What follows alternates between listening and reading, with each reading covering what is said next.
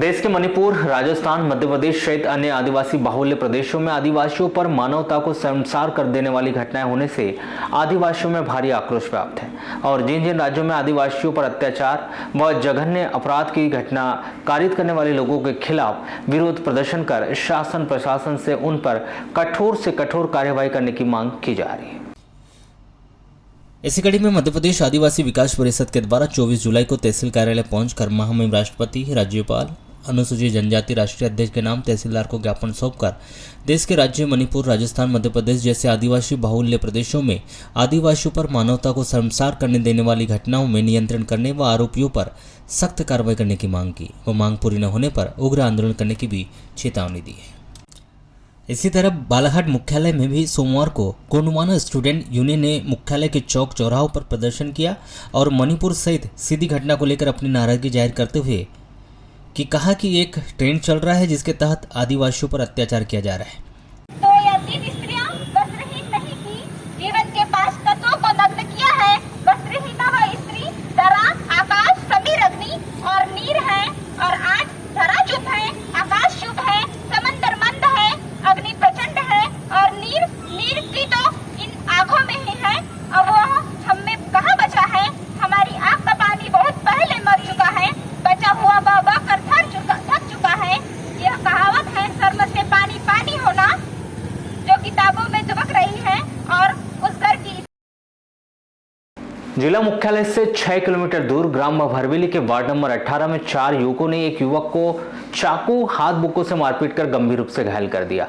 23 जुलाई की रात्रि 8:30 बजे करीब यह वारदात आपसी रंजिश के चलते हुई।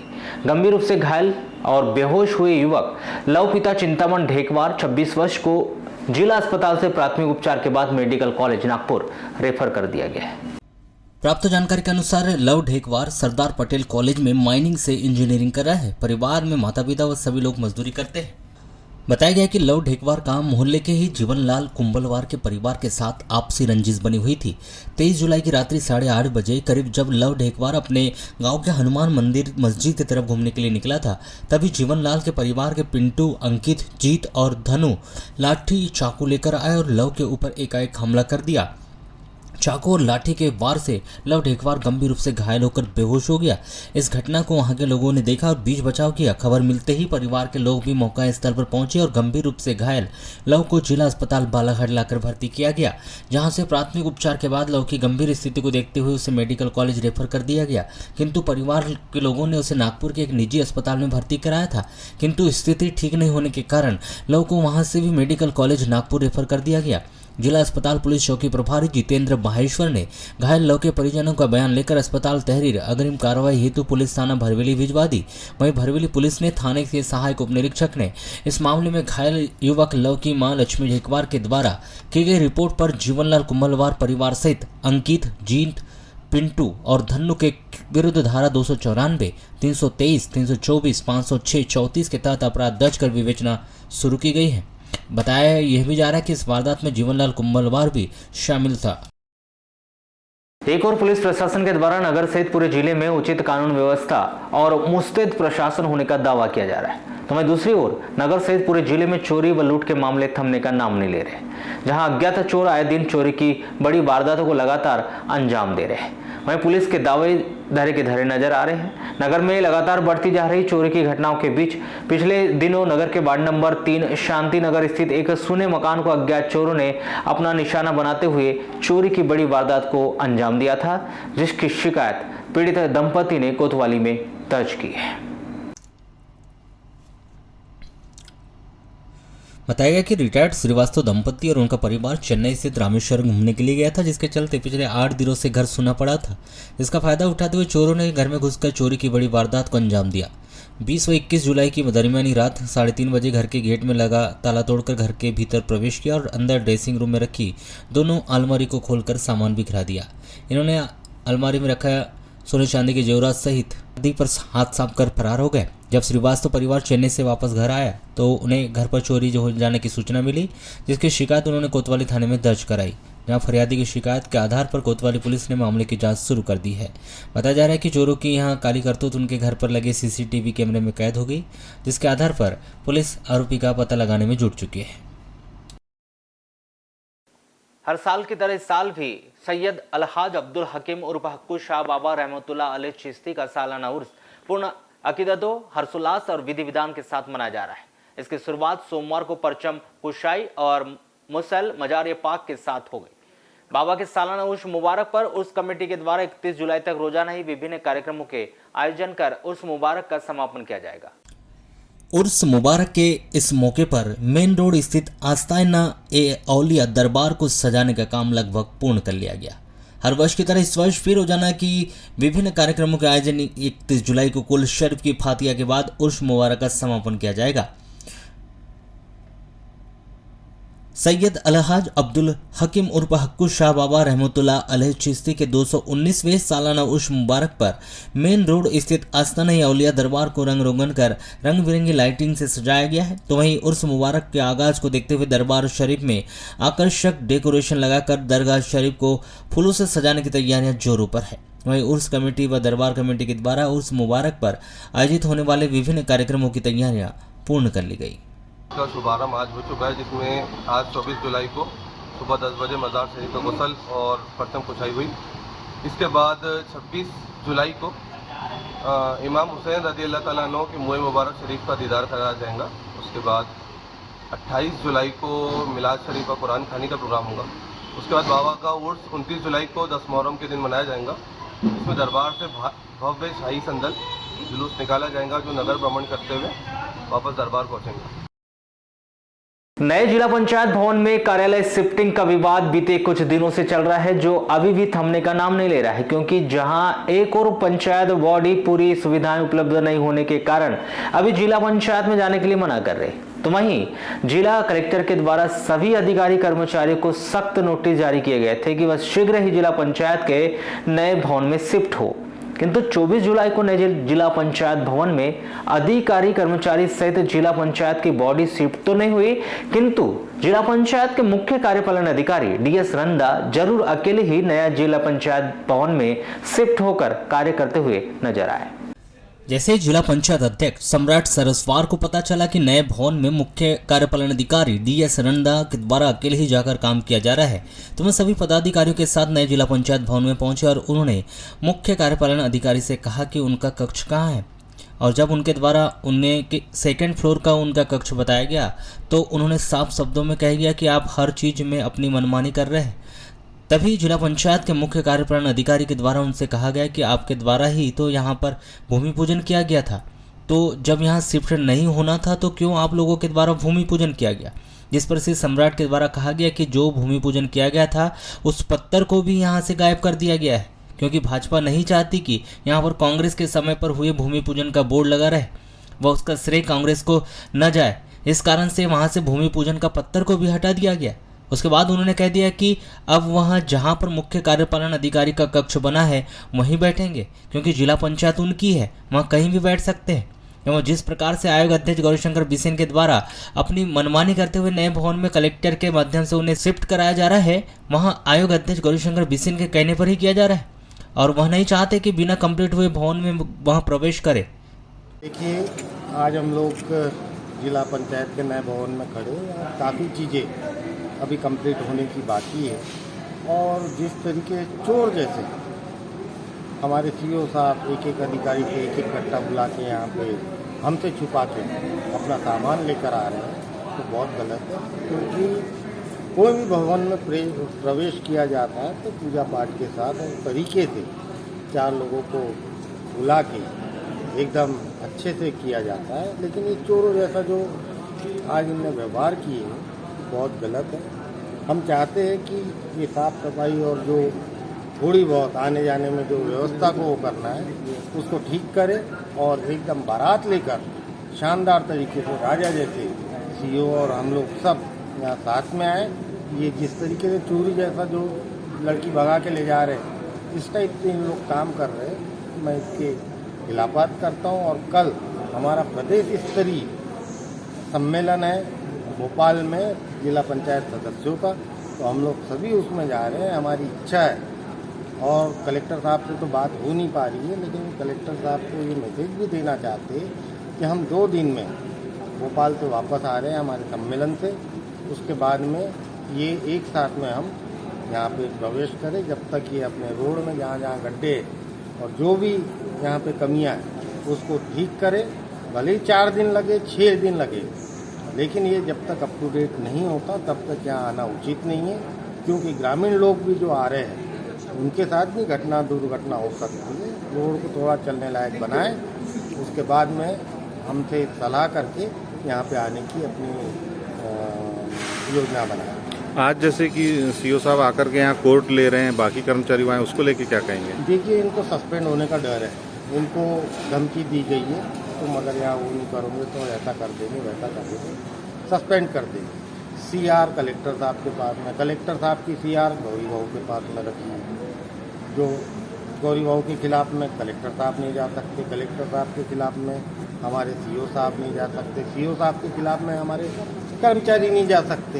ये पूरा चयन है, सिस्टम है गौरी बहू से। गौरी बहू के बिल्कुल CR रखी हुई है कलेक्टर साहब की। ये तो प्रूव हो रहा है, हर जगह से प्रूव हो रहा है। नहीं तो इस तरीके से आनन पानन इस तरीके से कोई भवन शिफ्ट करता है जो जिस तरीके से ये कर रहे हैं। सामान ना हमसे सलाह ली गई ना कुछ की, भवन हमारे, ये पूरी तानाशाही तरीके से जो कर रहे हैं ये गलत है। वहीं खैलांजी क्षेत्र के जनपद सदस्य मधु शुक्ला के द्वारा भी कलेक्टर पर गंभीर आरोप लगाते हुए कहा गया कि कलेक्टर साहब सही काम नहीं कर रहे हैं। वहीं इसके पूर्व जो कलेक्टर भरत यादव थे वह इनसे अच्छे कार्य कर रहे थे। यहाँ सिर्फ आयोग अध्यक्ष गौरीशंकर बिसेन के लिए ही काम कर रहे हैं। और जिस प्रकार से ग्राम पंचायतों में कलेक्टर व जिला पंचायत CO स्वच्छता की बात करते हैं, एक और जिला पंचायत में ही इतनी गंदगी फैली हुई, तो वह अब नैतिकता के आधार पर स्वच्छता की बात करना बंद कर दे।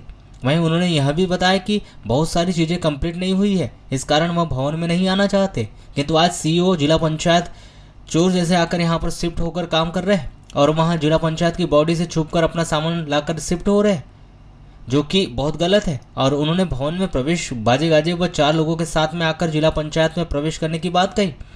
उन्होंने जिला पंचायत में सभी सुविधाएं 2 या 4 दिन में पूरी करने पर ही प्रवेश करने की बात कही, और जब तक वहां पूरी सर्व सुविधा कंप्लीट नहीं होगी वह वहां आना उचित नहीं समझते।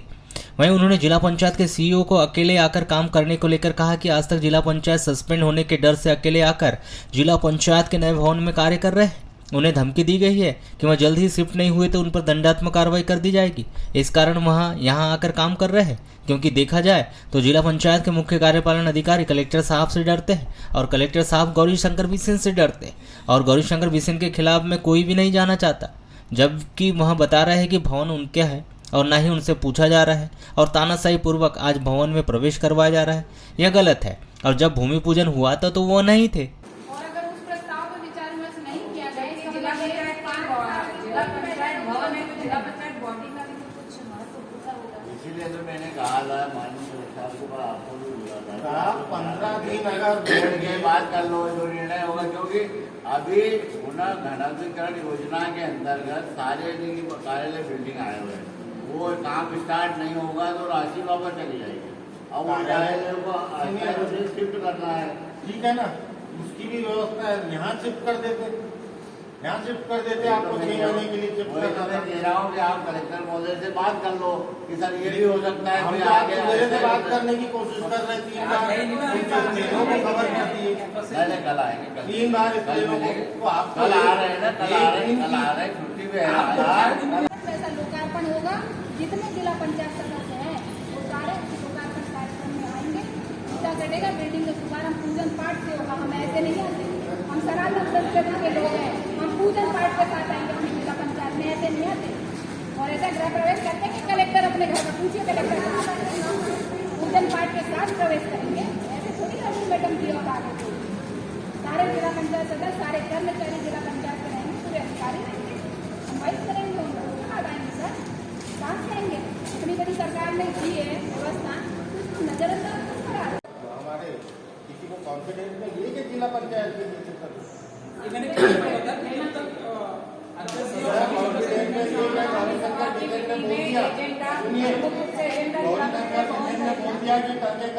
करो तो शिफ्ट कर दो, यही बात है और कुछ नहीं है। ये सब बीजेपी के पूरे हुआ है। गौरीशंकर बिसेन जो बोलेगा वो करेंगे, जब चुनाव में उनका काम करने के लिए रुकेंगे यहाँ।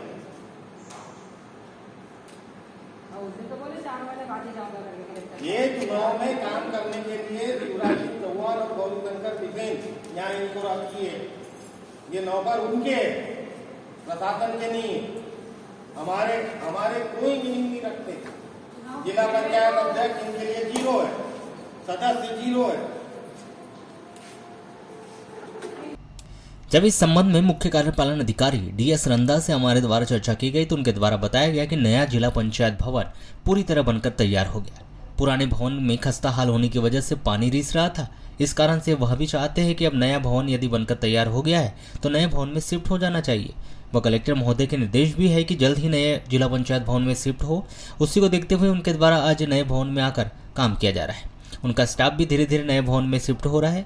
रही बात मार्ग को लेकर तो उन सब समस्याओं को लेकर उनके द्वारा नगर पालिका और PWD को इसकी जानकारी दे दी गई। जल्द ही मार्ग को लेकर की समस्या भी खत्म हो जाएगी और जो कक्ष को लेकर जनप्रतिनिधि अपनी नाराजगी जाहिर कर रहे हैं उन्हें भी नीचे ही उनके लिए कक्ष बनाए जाएंगे और उन्हें भी प्रथम तल में कक्ष दी जाएंगे। जिला पंचायत भवन चूँकि कंप्लीट हो गया है, सभी सुविधाएं यहाँ पे उपलब्ध हो चुकी है, लाइट वगैरह, पंखे वगैरह सभी व्यवस्थाएं हो चुकी है। कुछ छोटी मोटी समस्याएं ज़रूर है, उनको सॉर्ट आउट करा रहे हैं। और पुराना भवन चूँकि पुराना हो गया, वहाँ पे पानी भी चुभ रहा है और काफ़ी दिक्कतें हैं वहाँ पे। तो ये नए भवन जब बन के कम्प्लीट हो गया तो यहाँ पे आज हम लोगों ने शिफ्ट कर लिया है और आज मेरा कार्यालय यहाँ से प्रारंभ हो चुका है। मैंने आज बोर्ड में भी कुछ प्रकरणों की सुनवाई की है और कुछ जन सुनवाई के प्रकरण भी यहाँ आए थे। तो आज से हमारा जिला पंचायत प्रारंभ हो गया है। सर और मैं अपील करना चाहता हूँ बालाघाट के सभी से, जो गांव की जनता जुड़ी हुई, क्योंकि हम ग्रामीण क्षेत्र का काम करते हैं जिला पंचायत में, उनसे भी अपील करता हूँ कि नवीन भवन में अब स्थापित हो गया जिला पंचायत भवन, तो जिनकी भी समस्याएं हो कृपया जिला पंचायत नए भवन में आने का कष्ट करें। ये मेरा आग्रह है सभी। आज भी जनपद पंचायत वारासुनी के अंतर्गत आने वाली ऐसी कई ग्राम पंचायतें हैं जिनके ग्राम के भीतर वर्षों पूर्व सीसी सड़क तो बन गई, मगर बारिश के मौसम में सड़क नहीं, कीचड़ ही कीचड़ दिख रहा है। ऐसे में आवागमन में भारी परेशानी हो रही है, जिसके पीछे की वजह नाली निर्माण न होने को बताया जा रहा है। ऐसा एक मामला ग्राम पंचायत कोस्ते का है, जहां ग्राम के भीतर अधिकांशतः सड़क कीचड़ से सराबोर है। हालांकि वर्तमान सरपंच इस समस्या का समाधान करने में जुट गए। परेशानी होती है, आने जाने में तकलीफ होती है, नालियाँ नहीं है, सब बहुत परेशानी होती जा रही है। तो कभी बताया नहीं इस चीज़ के लिए सरपंच वगैरह को बताए, लेकिन सरपंच वगैरह की कोई मानते नहीं है, सुनते नहीं है। ये रोडों में कीचड़ है, आने जाने में दिक्कत हो रही है, परेशानी बहुत है। 2-4 बार सरपंच सचिव को बोले हैं पर वो कोई अभी ध्यान दे नहीं रहे हैं। ऐसे में आप लोग क्या चाहते हैं? यानी साफ सफाई, नाली, रोड पूरा क्लियर होना चाहिए, पब्लिक को आने जाने परेशानी नहीं बनना चाहिए। जिले के मलाजखंड थाना क्षेत्र के अंतर्गत आने वाले ग्राम टिंगीपुर में 7 वर्ष पहले पोस्टमैन शिवलाल टांगसे के घर में घुसकर लूटपाट करने के मामले में 10 लुटेरों को 10 वर्ष के कठोर कारावास और प्रत्येक को 20-20 हजार रुपए के अर्थदंड से दंडित किया गया है। यह सजा बैयर के विद्यमान अपर सत्र न्यायाधीश भूभास्कर यादव की विद्वान अदालत ने सुनाई। अभियोजन के अनुसार मलाजखंड थाना क्षेत्र में आने वाले ग्राम टिंगीपुर के शिवलाल टांगसे पोस्टमैन के पद पर पदस्थ थे। पोस्ट ऑफिस के लिए अलग से कमरा नहीं होने के कारण वे अपने घर से ही पोस्ट ऑफिस का संचालन करते थे। 20 जुलाई 2016 की रात में शिवलाल और उसके परिवार के लोग भोजन करके घर में सो रहे थे कि रात्रि 1 बजे के अंदर किसी आदमी ने शिवलाल को खींचकर उठाया। शिवलाल की आंख खुली तो देखा कि कमरे में 4 व्यक्ति खड़े थे जिनके मुंह पर गमछा बंधा हुआ था। वे लोग हाथ में सब्बल, कोदारी, हशर लिए हुए थे और जान से मार डालने की धमकी दे रहे थे। नकाबपोशों ने शिवलाल और उसके बच्चों को डरा धमकाकर एक कमरे में बिठा दिया। घर की औरतों को डरा धमकाकर उनके आभूषण छीन लिए और बच्चों को मार डालने का भय दिखाकर उनसे सोने चांदी के जेवरात और नकदी 13,000 रुपये तथा 3 नग नोकिया मोबाइल, इस प्रकार कुल 60,000 रुपये का सामान लूट लिया था। और इन लुटेरों ने घर से जाते समय घर का दरवाजा बाहर से बंद कर दिया था। जिनके जाने के बाद शिवलाल और उसके परिजनों के द्वारा चिल्लाने पर आसपास पड़ोस के लोगों ने दरवाजा खोलकर सभी को बाहर निकाला। सभी लुटेरों ने अपने चेहरे पर कपड़े बांध रखे थे, इसलिए उनका चेहरा नहीं देख पाए। शिवलाल टांगसे के द्वारा की गई रिपोर्ट पर मलाजखंड पुलिस ने अपराध दर्ज किया था। अनुसंधान के दौरान पाया गया कि फरियादी शिवलाल टांगसे के पुत्र सूर्यकांत के मोबाइल का उपयोग राधेश्याम उर्फ पटेल के द्वारा किया जा रहा था, जिसके आधार पर लोकेशन ट्रेस करके राधेश्याम उर्फ पटेल को पकड़ा गया और पूछताछ करने पर राधेश्याम ने सभी आरोपी के नाम बताए। उसके आधार पर आरोपी नोहर, सहदेव, सरवन, कोमल, बबलू, संदीप, राम भरोसे, भागवत, धर्मेंद्र, राम प्रसाद, शिवगिरी, बुधराम, धर्मराज को गिरफ्तार किया गया। इन आरोपियों से पूछताछ करने पर उन्होंने आपस में मिलकर मलाजखंड, परसवाड़ा, बैयर, बिरसा, मंडला और छत्तीसगढ़ आदि कई स्थानों में चोरी करने के संबंध में बताया, जिन्होंने ग्राम टिंगीपुर शिवलाल टांगसे के घर लूट व जेवरात नकदी रुपए का बंटवारा करना भी बताया, जिनसे लूटे हुए जेवरात, नकदी रुपए और मोबाइल भी जब्त किए गए। विवेचना के अनुसंधान उपरांत धारा 395, 392, 120B, 412 का अभियोग पत्र विद्वान अदालत में पेश किया गया। विद्वान अदालत में चले इस मामले में अभियोजन पक्ष सभी आरोपितों के विरुद्ध अपराध सिद्ध करने में सफल रहा, जिनके परिणाम स्वरूप अदालत ने मामले की समस्त परिस्थितियों को देखते हुए 10 आरोपियों को धारा 392 के तहत अपराध में 10 वर्ष के कठोर कारावास और प्रत्येक को 10-10 हजार रुपये का अर्थदंड, धारा 457 के तहत अपराध में 7 वर्ष का कठोर कारावास और प्रत्येक को 10-10 हजार रुपये अर्थदंड से दंडित किया। संदीप पिता दादूलाल यादव 25 वर्ष, ग्राम भीड़ी, थाना परसवाड़ा। बबलू पिता गोपाल सिंह मरावी 32 वर्ष, भिकेवाड़ा, थाना परसवाड़ा। भागवत गिरी पिता शिवगिरी 27 वर्ष, ग्राम भिकेवाड़ा। सरवण गिरी पिता धुलपाल गिरी 25 वर्ष, ग्राम भीड़ी, थाना परसवाड़ा। राधेश्याम उर्फ पटेल गिरी पिता लक्ष्मण 32 वर्ष, ग्राम पटोरा, थाना परसवाड़ा। कोमल गिरी पिता गोरेगिरी 50 वर्ष, ग्राम पटोरा, थाना परसवाड़ा। शिवगिरी पिता केशवगिरी 55 वर्ष, ग्राम भिकेवाड़ा, थाना परसवाड़ा। बुधराम गिरी पिता केशवगिरी 64 वर्ष, ग्राम भिकेवाड़ा, थाना परसवाड़ा। धर्मराज गिरी पिता लक्ष्मण गिरी 36 वर्ष, ग्राम पटोरा, थाना परसवाड़ा। राम भरोसे उर्फ राम भरोस गिरी पिता शिवगिरी 32 वर्ष, ग्राम भिकेवाड़ा, थाना परसवाड़ा निवासी है और सभी एक ही परिवार के लोग हैं जिन्हें सजा सुनाई गई है। विद्वान अदालत इस प्रकरण के चलते 6 फरार लुटेरे अभी भी फरार है, जिनमें नोहर पिता बनिया धुर्वे, ग्राम शेरपार, थाना परसवाड़ा। धर्मेंद्र पिता कदाफल धुर्वे, ग्राम रथेली, जिला उमरिया। सहदेव पिता धुरपाल गिरी, ग्राम भीड़ी, थाना परसवाड़ा। हरिहर उर्फ छोटू पिता बलभद्र, लक्ष्मण गिरी, ग्राम मानेगांव, राजगिरी, ग्राम मानेगांव निवासी शामिल है। वहीं विद्वान अदालत में इस प्रकरण के चलते एक आरोपी रामप्रसाद पिता बाबूलाल धुर्वे, ग्राम शेरपार, थाना परसवाड़ा निवासी की मौत हो चुकी है। वर्षों से लंबित अपनी 3 सूत्रीय मांगे पूरी न होने से मध्य प्रदेश पंचायत सचिव संयुक्त संघ प्रदेश सरकार से खासा नाराज है। जहां कई बार आवेदन, निवेदन, आंदोलन और मुख्यमंत्री से की गई मुलाकात पर भी उनकी मांगे पूरी न होने पर पंचायत सचिव अब सरकार के खिलाफ लामबंद हो गए, जिन्होंने आश्वासन के बाद भी मांग पूरी न होने पर अपनी नाराजगी जताते हुए सोमवार को नगर में एक रैली निकालकर अपनी प्रमुख 3 सूत्रीय मांगों को लेकर कलेक्टर कार्यालय में ज्ञापन सौंपा है। मध्य प्रदेश पंचायत सचिव संयुक्त संघ के द्वारा मध्य प्रदेश की ग्राम पंचायतों में कार्यरत ग्राम पंचायत सचिवों का विभाग में सम्मिलन करने, ग्राम पंचायत सचिव के साथ साथ सभी पंचायत कर्मियों को 7वें वेतनमान का लाभ देने और अनुकंपा के रोस्टर को शिथिल कर पंचायत सचिव के अनुकंपा आश्रितों को अनुकंपा नियुक्ति का लाभ भी दिए जाने की मांग की, जिन्होंने जल्द से जल्द ग्राम सचिवों की महापंचायत बुलाकर उनकी इन मांगों को पूरा किए जाने की भी गुहार लगाई। अब यहाँ हम सभी भाई लोग एकत्रित हुए हैं, जो हमारी जो जायज़ मांगे हैं सभी लिए हम पंचायत एवं ग्रामीण विकास विभाग के सबसे बड़े कर्मचारी हम ही हैं। पूरा काम हम ही करते हैं छोटे स्तर पे, लेकिन जब बात आती है तो हमें कहता है कि हम पंचायत एवं ग्रामीण विकास के हम कर्मचारी नहीं माना जाता। लेकिन हमारे जो यशस्वी हमारे मुख्यमंत्री जी हैं, उनसे हमें पूरा भरोसा है कि वे हमारी जायज़ मांगों का निराकरण करेंगे। डंडे से बेरहमी पूर्वक मारपीट कर घायल कर दिया। 23 जुलाई को यह वारदात उस समय हुई जब यह व्यक्ति अपने खेत में अपने मवेशी चरा रहा था। घायल व्यक्ति सुमेंद्र पिता नथलाल दशहरे 32 वर्ष, ग्राम भेंडारा निवासी को जिला अस्पताल बालाघाट में भर्ती किया गया है। इस मामले में रामपाली पुलिस ने इस व्यक्ति के चाचा भोजराम दशहरे और चचेरे भाई समीर दशहरे के विरुद्ध मारपीट और जान से मारने की धमकी देने के आरोप में अपराध दर्ज कर विवेचना शुरू कर ली। प्राप्त जानकारी के अनुसार सुमेंद्र दशहरे के पिता 5 भाई है, जिनमें 2 भाइयों की मौत हो चुकी। सभी लोग अपने परिवार के साथ अलग अलग रहते हैं। सुमेंद्र दशहरे और उसके चाचा और चचेरे भाइयों के बीच खेती को लेकर विवाद चल रहा है। सुमेंद्र दशहरे के परिवार में पत्नी, 2 बच्चे, माता पिता और वह एक भाई है। सभी लोग खेती किसानी करते हैं। बड़ा भाई राजेश दशहरे सतना में टीचर है, जो 2 दिन के अवकाश में अपने घर आया हुआ था।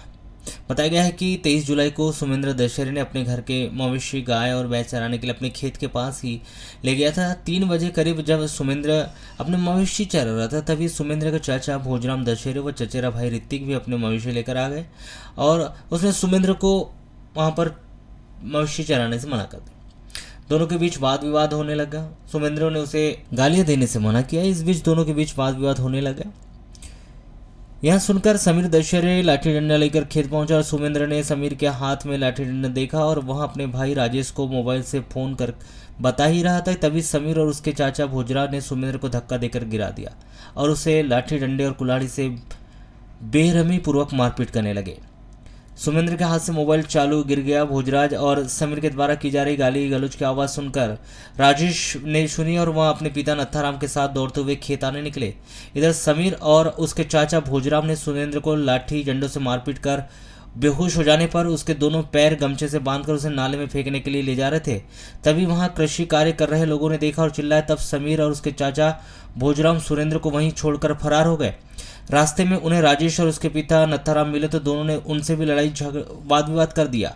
बड़े मुश्किल से राजेश और उसके पिता नत्थाराम दोनों से बचते हुए सीधे खेत पहुंचे, जहां पर सुमेंद्र घायल बेहोशी की हालत में पड़ा हुआ था, जिसे 100 डायल से डोंगरमाली अस्पताल लाकर भर्ती किया गया है। यहां से प्राथमिक उपचार के बाद सुमेंद्र को जिला अस्पताल बालाघाट रेफर किया गया। अस्पताल पुलिस चौकी ने घायल सुमेंद्र के बयान दर्ज किए लिए और भाई राजेश दशहरे के भी बयान लिए। इस घटना के संबंध में पुलिस थाना रामपाली को सूचित कर दिया है। वहां से उप निरीक्षक सुभाष सिंह ठाकुर ने जिला अस्पताल पहुंचकर घटना के संबंध में जानकारी ली और अस्पताल तहरीर के आधार पर इस मामले में समीर दशहरे और उसके चाचा भोजराज दशहरे के विरुद्ध 294, 323, 324, 34 के तहत अपराध दर्ज कर विवेचना शुरू की है।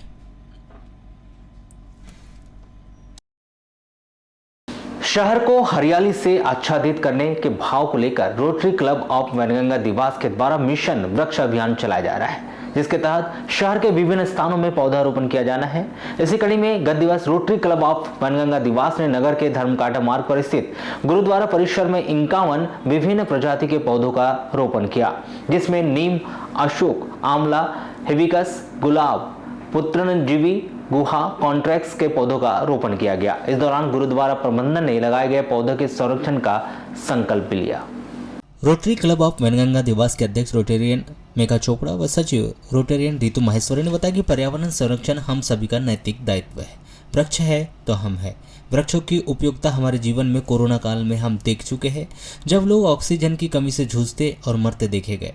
वृक्ष हमें न केवल ऑक्सीजन देता है बल्कि मानव जीवन में सहायक होता है। इसी भाव के साथ rotary club of Wainganga Dewas ने शहर को ग्रीन शहर बनाने की दिशा में सार्थक प्रयास किया और मिशन वृक्ष के माध्यम से एक कदम आगे बढ़ा है। हमें विश्वास है कि न केवल देवास बल्कि इससे प्रेरित होकर आम जनता भी पौधरोपण में आगे बढ़कर पर्यावरण संरक्षण के दायित्व को पूरा करने में अपनी महती भूमिका निभाएगी।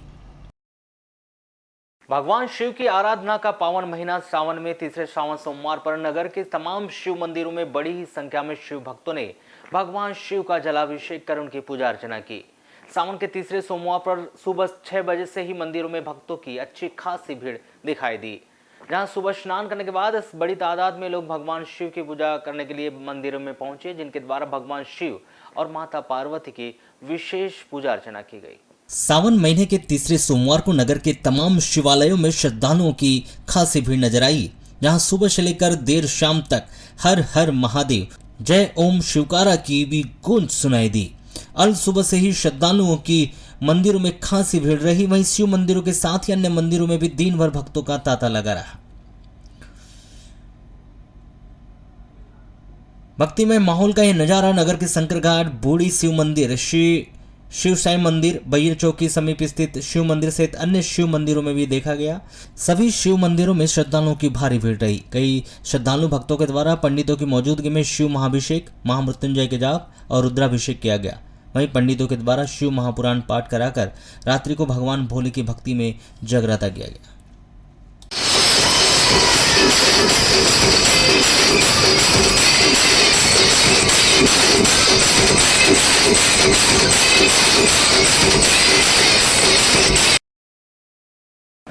पर्यावरण का संरक्षण समय की आवश्यकता है और यह अच्छा है कि इसको लेकर लोग जागरूक हैं। सामाजिक महिलाओं के साथ साथ मेल मुलाकात को लेकर उमंग पवार किटी ग्रुप का गठन किया गया था, लेकिन अब यह ग्रुप सामाजिक मेल मिलाप के साथ ही सामाजिक जिम्मेदारियों को लेकर भी कार्य करने लगा है। इसी कड़ी में सावन के तीसरे सोमवार को उमंग पवार किटी ग्रुप ने MLB स्कूल मार्ग पर स्थित शिव मंदिर के पास आधा दर्जन विभिन्न प्रजातियों के पौधों का रोपण किया, साथ ही रोपित किए गए पौधों के संरक्षण का भी संकल्प लिया। ग्रुप की सदस्य ममता चौधरी ने बताया कि धरती की हरिदिमा को जन आंदोलन का रूप मिल जाए तो धरती पर 4 चांद लग जाएंगे। हम जितना प्रकृति के नज़दीक जाएंगे उतना ही स्वस्थ होंगे। इसलिए हम मिलकर हरियाली के उत्सव को मनाएं। इसी भाव के साथ उमंग पवार किटी ग्रुप ने पर्यावरण संरक्षण की दिशा में पौधारोपण से अपनी सामाजिक जिम्मेदारी की शुरुआत की है और आगे भी सेवा क्षेत्र में हमारी गतिविधियां जारी रहेगी।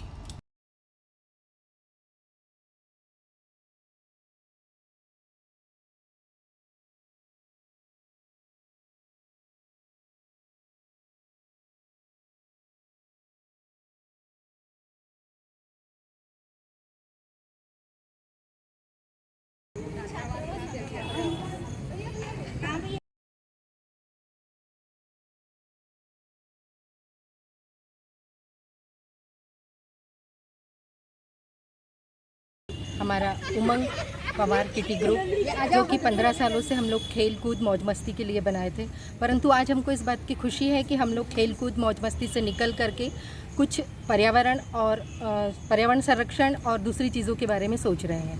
आज उसी में पहला कदम हमने आगे बढ़ाया है, जो डाइट के शिव मंदिर के परिसर में हमारे ग्रुप ने वृक्षारोपण किया है। कितने प्लांट आज आप लोगों ने? आज हमने 5-6 प्लांट लगाए हैं। ये हमारी शुरुआत है, जो हमने घरों में तैयार प्लांट्स लगाए हैं। अब हम चाह रहे हैं कि इसके अलावा भी हम और कुछ प्रोग्राम करें। आगे प्रोग्राम नहीं कह सकती मैं, और कुछ गतिविधियां करें। वर्तमान समय में खेती किसानी का दौर चल रहा है। ऐसे में कई किसान नहर का पानी उनके खेतों तक नहीं पहुंचने पर वहां खेती कार्य करने के लिए पानी का इंतजार कर रहे हैं। इसी कड़ी में जनपद पंचायत वारासुनी के अंतर्गत ग्राम पंचायत कोस्ते के किसान भी नहरों का पानी नालियों के माध्यम से उनके खेतों में तक पहुंचाने का भी इंतजार कर रहे हैं, परंतु नहर भी पर्याप्त पानी न होने से चलते उनके खेतों में पानी नहीं पहुंच पा रहा है। ऐसे में अधिकांश किसान घरों में बैठकर नहर का पानी खेतों तक पहुंचने या अच्छी बारिश होने का इंतजार कर रहे हैं। आपको बता दें कि कासपुर मुख्य नहर से एक माइनर ग्राम पंचायत कोस्ते के लिए आती है, जिसके माध्यम से पूरे ग्राम में किसानों को सिंचाई के लिए पानी उपलब्ध कराया जाता है, परंतु नहर में मिट्टी व झाड़ियों के कारण पानी की गति धीमी पड़ी हुई है। तो वहीं नहर के विभिन्न स्थानों से क्षतिग्रस्त होने से पर्याप्त पानी ग्राम तक नहीं आ पा रहा है। इसके कारण करीब 250 एकड़ से अधिक की भूमि में के किसान पानी के इंतजार में घरों पर बैठे हुए हैं, जिनके द्वारा आस लगाई जा रही कि यदि बारिश अच्छी हो जाती तो उनके आगे समस्या का सामना नहीं करना पड़ेगा, वरना समस्या उनके सामने खड़ी हो जाएगी। समस्या कुछ नहीं साहब, नहर जो सुदृढ़ीकरण नहीं हो रहा है, साफ सफाई हो जाए तो पानी सब किसानों को बराबर मिल जाएगा। तो पानी आया है क्या? नहीं, इधर कभी पानी आया नहीं, आप भी देख रहे हैं पूरी पड़िया हुए। करीब कितनी खेती होगी? 200-250 एकड़ जमीन है। तो अभी कहीं लगा है क्या परा? अभी तो नहीं, सब जिनका साधन है वो अपने साधन से लगा रहे हैं। और बाकी लोग नहर की रास्ता देख रहे हैं, ऊपर वाले की रास्ता देख रहे हैं। तो इसके लिए शिकायत नहीं करे थे क्या? अब शिकायत करना वो पंचायत का काम है। आपने तो बोला होगा पंचायत को। नहीं, हमको बोले नहीं तो क्या मतलब। तो कोई आए नहीं क्या नहर विभाग वाले? आए थे अभी एक दिन, पर उनको मौजूदार नहीं मिल रहे, ये वाली चर्चा कर रहे थे। क्या होना चाहिए? सफाई होना चाहिए, बस किसानों को रात सफाई से मिलना चाहिए, पानी मिलना चाहिए समय समय। पानी बेफा सब अपने नहर के जो पाट वाट जो है टूट गए हैं सब, उनकी मरम्मत नहीं हो रही। ये कब से ये स्थिति बनी हुई है? तो स्थिति हमारे वहाँ तो उसको कर दिए, वो वाटर कोस बना दिए सीमेंट का करके, और पूरा टूटा वही पड़ा है, पुराना ही माल पड़ा। कहाँ पर? मंगेजरी। हाँ, उसी से पानी कहाँ से आता है? तो वही से आता है ना, वही वाली नहर से, बड़ी वाली नहर जो बड़ी केनाल है, लूटी वाली। तो अपनी केनाल कहाँ से निकली है? इनकी वो कासपुर से। तो अभी तक पानी नहीं पहुँचा है अपने ऊपर के किसान खा जाते हैं। क्या चाहते हैं आप? पानी पहुँचना चाहिए किसानों तक, उनका परा लगना चाहिए, सिंचाई होना चाहिए। जैसे आपने वही सर, पानी नहीं आ रहा है अपना कासपुर वाला नहर से, सब जहाँ तहाँ से सब टूटी हुई है, और कई जगह तो पुलिया पूरे पेक है, और कई जगह तो क्या है नाली नहीं, और कई जगह तो डूंगिया उखाड़ के ले गए लोगों। तो अभी आपने देखा होगा तो क्या चल रहा है? अभी कुछ नहीं चल रहा है सर, वो पानी की नहीं आ रहा है, पूरी साफ सफाई नहीं हुई है। पंचायत और तो देखिए, पंचायत को बोलो तो कोई ध्यान नहीं है, और शासन को बोलो तो ध्यान नहीं है। करीब कितने हो गए ऐसे? अभी तो कम से कम क्या, कितने किसान हो गए? अभी किसान तो कम से कम 250 ही। 200-250 किसान है। पूरे घर पे बैठे पानी नहीं आ रहा। प्रयास अभी तो वर्तमान स्थिति में अपन श्रमदान किए हैं कल। जहाँ जहाँ टूटी है नालियाँ, नल टूटी वहाँ पे बोरियाँ लगवाया गया है और कुछ जगह बच गया है। और जो आपके अंदर जो नालियाँ है जो खेतों तक जा रही है उसकी साफ़ सफाई के लिए? उसकी साफ़ सफाई तो इसके पहले हो चुकी है और जहाँ पे अपन ने साफ़ सफाई की तो कुछ किसानों ने नाली को भी वर्तमान में तोड़ दिए हैं। अभी वर्तमान स्थिति बता रहा हूँ। तो टेल तक पानी पहुंचाने के लिए क्या प्रयास कर रहे हैं? टेल तक पानी पहुंचाने के लिए सर जी हमारे पास प्रयास तो पूरा है। अभी वर्तमान स्थिति में हमारे पास मतलब 30 से 35 चूड़ी आ रही यहाँ, जबकि अपने को कम से कम 50-55 चूड़ी यहाँ पे लगती है टेल तक पहुँचाने के लिए। तो विभाग से बात करें आपने? विभाग से बात अभी तो नहीं कर पाए हैं, लेकिन ADO साहब से जाके करना पड़ेगा बात। पानी पहुँचाने के लिए और टेल तक पहुँचना चाहिए, हमारा भी प्रयास रहेगा।